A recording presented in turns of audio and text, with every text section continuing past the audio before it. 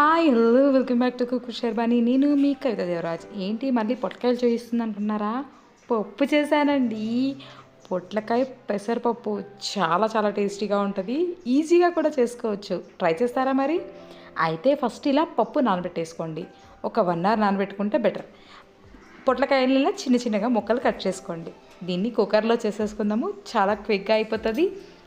Taste అయితే యమ్మీగా ఉంటుందండి నిజంగా. ఆయిల్ వేడెక్కేసింది. ఆవాలు, జీలకర్ర, కరివేపాకు. ఓన్లీ పొడి కారం వేసుకోవాలనుకున్న వాళ్ళు ఇలా 2 మిరపకాయలు వేసేసుకోండి. నేను మాత్రం పచ్చికారమే వేస్తున్నాను, అంటే మళ్ళీ పచ్చిమిరపకాయలు వేసాను.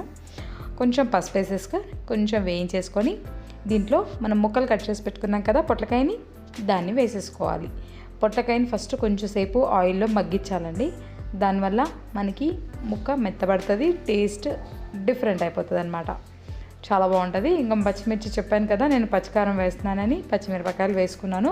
లేదు అంటే కారపొడి వేసుకోవచ్చు. కారపొడి ఎప్పుడంటే మనం పప్పు వేసి ఉడికిన తర్వాత పప్పు వేసేటప్పుడు అప్పుడు వేసుకోవాలి.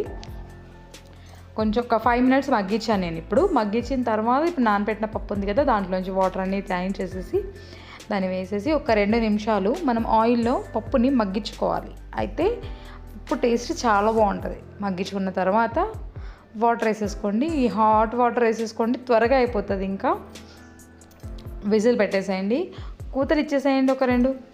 చాలు, పెసరపప్పే కదా ఆల్రెడీ నానబెట్టింది కాబట్టి తొందరగా ఉడికేస్తుంది. చూసారా ఎంత బాగుంది కదా, అస్సలు టేస్ట్ అయితే మస్తు వచ్చింది. నేను ఇలా గట్టిగానే ఉంచుకున్నాను, నాకు ఇలా గట్టిగా ఉండడమే ఇష్టము.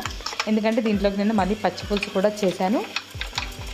చూసారా, కావాల్సిన పప్పుకి మనం ఫస్ట్ సాల్ట్ వేయలేదు కాబట్టి ఇప్పుడు వేసి కలిపేస్తున్నాను. దీనికి పోపు పెట్టేసుకుందాము. నేను నెయ్యితో పోపు పెట్టేస్తున్నాను. నెయ్యి వేడెక్కగానే వెల్లుల్లిపాయలు, ఆవాలు, జీలకర్ర, మినపప్పు, ఎండుమిరపకాయలు, కరివేపాకు, అంతే. కొంచెం ఇంగువ, మర్చిపోతే ఇంగువ ఖచ్చితంగా వేయండి పప్పులో.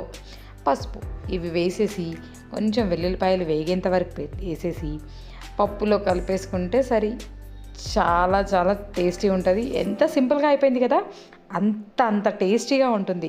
తప్పకుండా ట్రై చేయండి. ఎలా వచ్చిందో నాకు కమెంట్ బాక్స్లో తెలియచేయండి. అండ్ మీరు ట్రై చేసిన పిక్ని ఇన్స్టా అండ్ ఫేస్బుక్లో నాకు ట్యాగ్ చేయండి. నన్ను ఫాలో అయిపోండి. చూసారా, టేస్టీ యమ్మీ పొట్లకాయ పెసరపప్పు కర్రీ రెడీ.